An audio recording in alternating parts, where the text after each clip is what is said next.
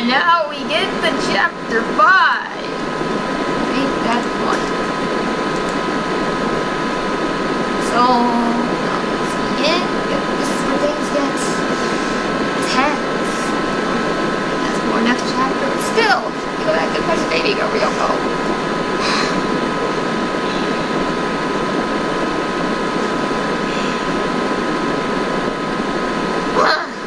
I jumped to my feet. The sudden pain in my skin being pulled violently. I saw a boy standing at my bedside, with a jewel of cord attached to suction cups in his hands. My heart started pounding. Matsuda! You're Matsuda, right?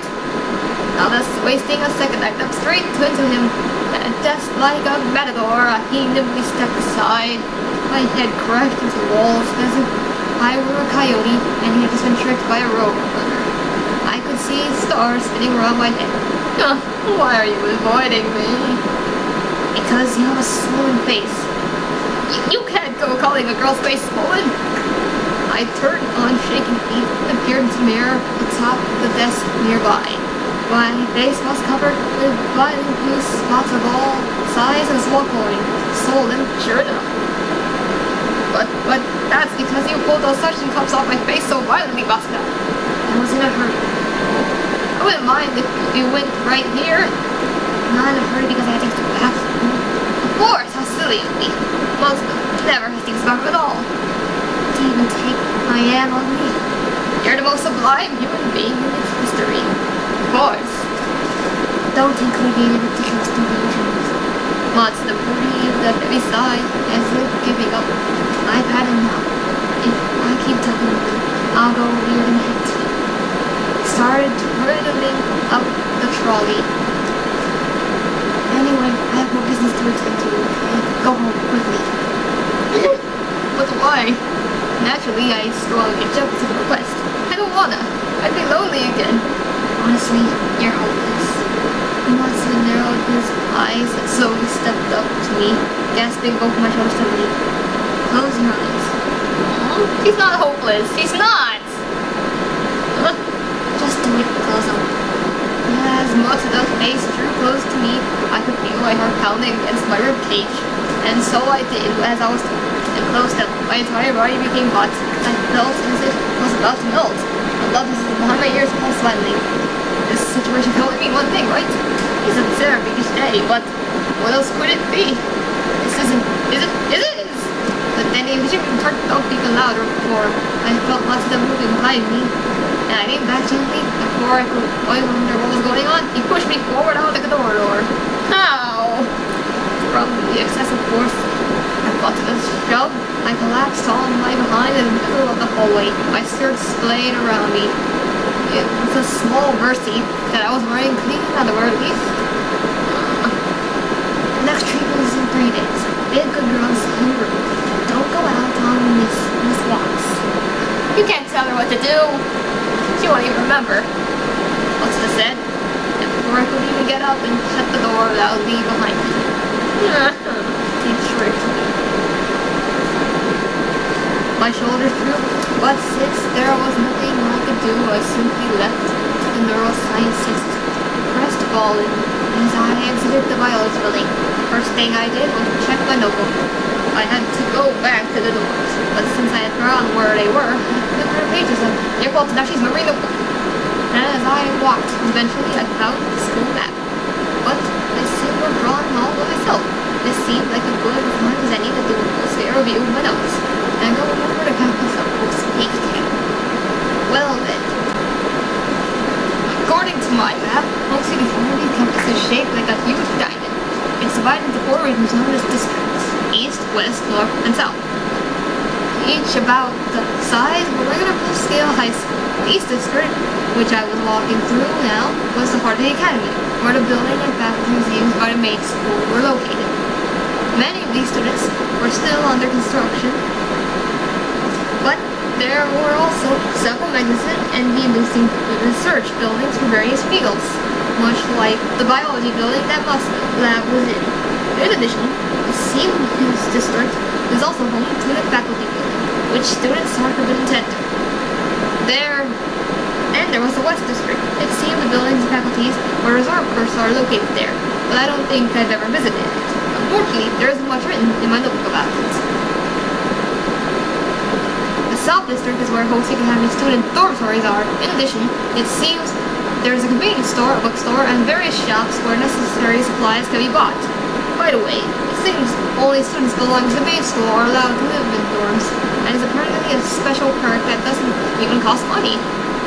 And there's North District, which is currently vacant. The only thing left there is the old school building, which was still in use until just recently.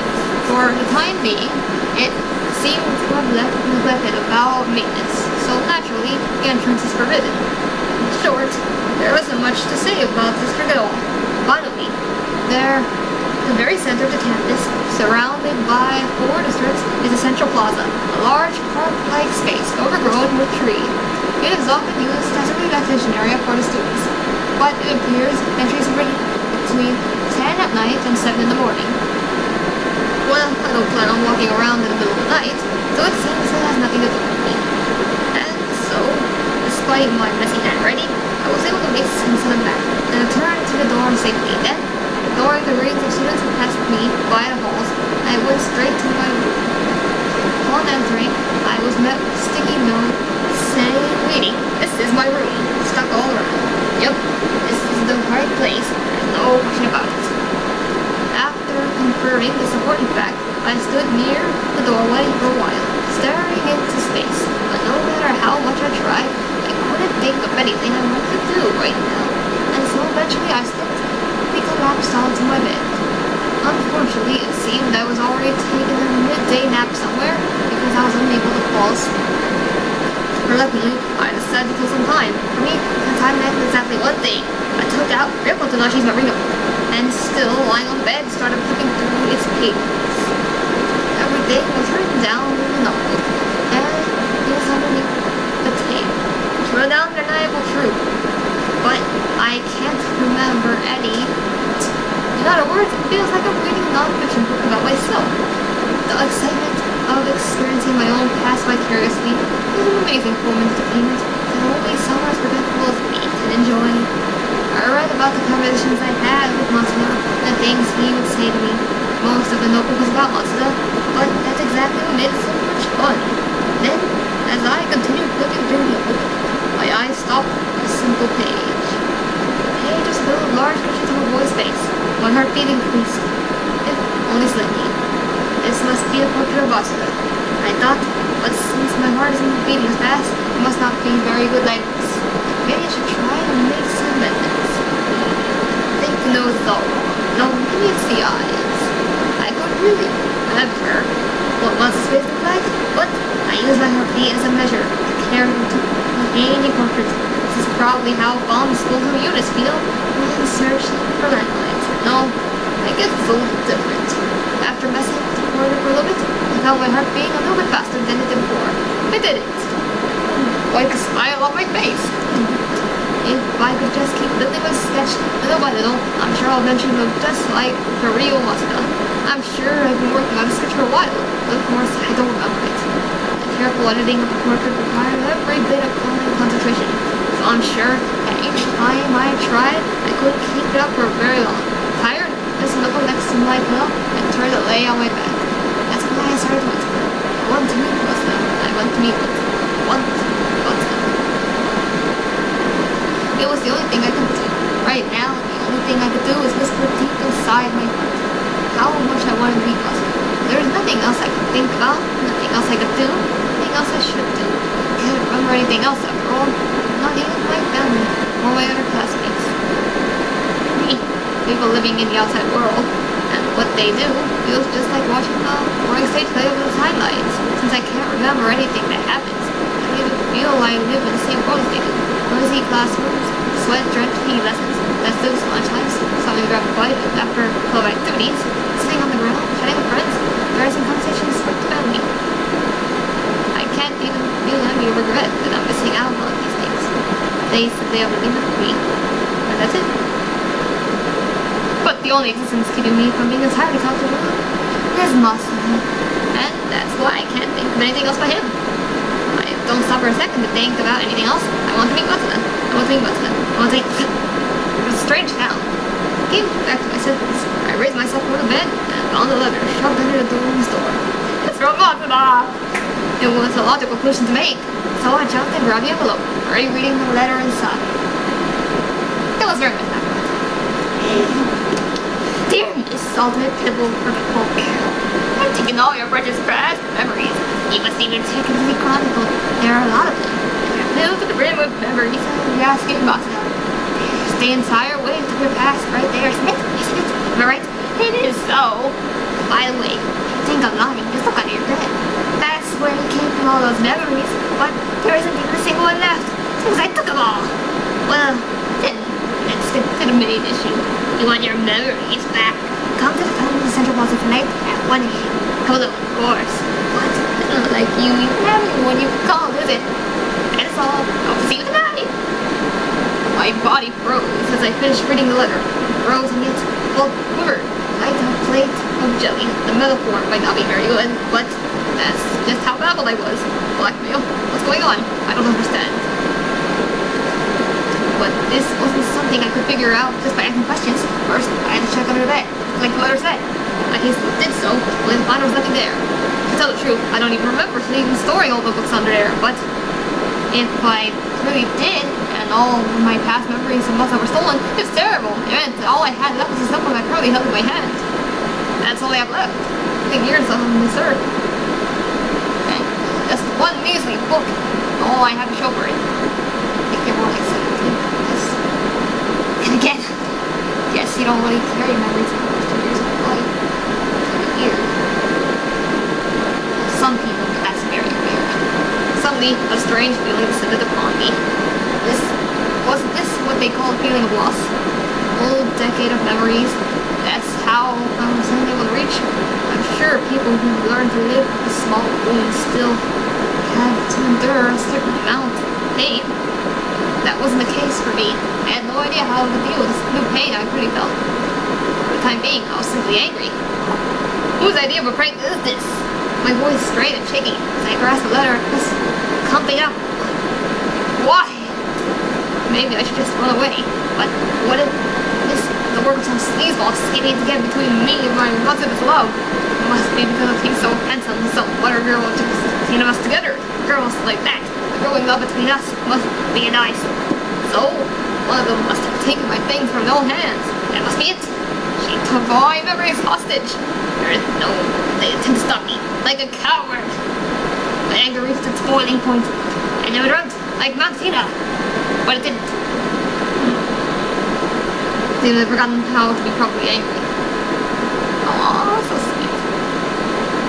But that was just it. Someone as uninvolved with the world as I, a stranger to feelings of anger. So I had no idea how to channel it. I guess anger that originates in the imagination alone has its limits. In any case, since I couldn't let my anger out, my feelings rapidly cooled down.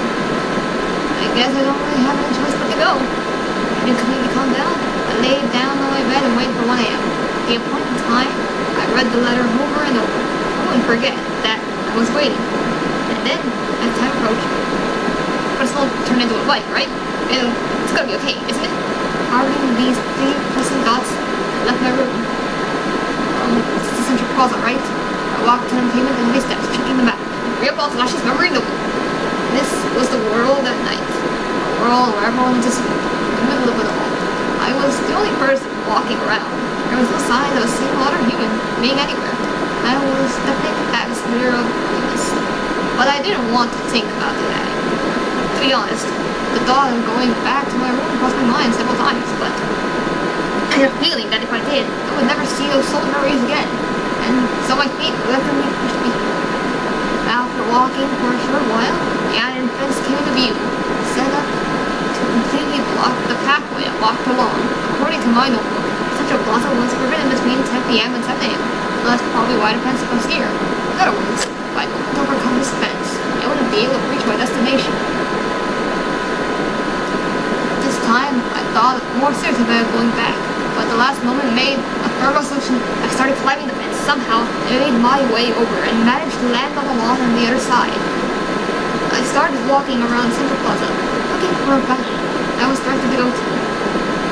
The darkness deepened, Probably because the area was so thick with trees. The same trees that must have been brilliant sparkling green in the light of the sun. Painted by the plaza pitch black, blocking out the sight of steady stars above. I walked around the darkness for a while, until my field of vision suddenly grew weird. In front of me was a small square, and in the center stood a couple of street lamps, gently illuminating the surroundings. Among them was the fountain that looked over. While the water was making a gentle splashing sound, as soon as my consciousness understood that I had reached my destination, my nervousness increased. I slowly stepped forward to the fountain, with excessive caution, but after just a few steps, I stopped in my tracks. From there, I could see someone standing on the other side of the fountain. In the shadows of trees, I could only make out the upper half of their body, but regardless, it was pretty clear I was looking back at the man's back. Oh, excuse me. I spoke with a loud, full voice, but there was no answer. I guess I should go a little closer. The lawn gave a gently beneath my feet. Despite my attempts, the man didn't make any sign. He heard me whatsoever. So I slowly continued forward and raised my again. Excuse me, was it you who called me here? Once again, there was no answer. He couldn't possibly not heard me. My body grew heavy. A growing sense of dread weighed down both my shoulders. In no time, my tightly twisted hands were covered in sweat. Nevertheless, the lure of mystery pushed me forward, and contours of the faint figure in front of me gradually became clearer. The man was wearing a suit. His hair was light gray and his neck was covered with countless deep wrinkles. Suddenly, a gas wind came going by and swayed to and fro, back and the man figure continued swaying feebly in the wind. I felt cold shivers all over my body, as though someone touched my back or my neck with an icy hand. I clearly heard an inner voice yelling at me to stop, but my feet moved on their own, and I approached the man, looked for his face. His eyes met mine. His wide, bloodshot eyes, bulging out of sockets, met mine. His face was pale, and dark blood vessels beneath made an earring pattern. His tongue that looked like a rotting sea slug rolled out of his mouth, nearly reaching his neck, and was not standing on the ground. He was hanging by a rope around his neck. Rope that slowly swayed in the wind, to and fro, back and forth. Just standing there, my entire body went cold. I know I should be writing such a thing in my notebook, but this isn't the time. I should run away. It has nothing to do with me. Drip, drip. Instead, my eyes dropped at a source of strange sound. Small drops fell on a man's toes, gathering in a puddle beneath him. For some reason, the middle of the puddle was a notebook. The moment, I felt an intense current ran through my body to my brain. 4 words written on top of the letter smudged clearly enough to read. Real but not just memory notebook.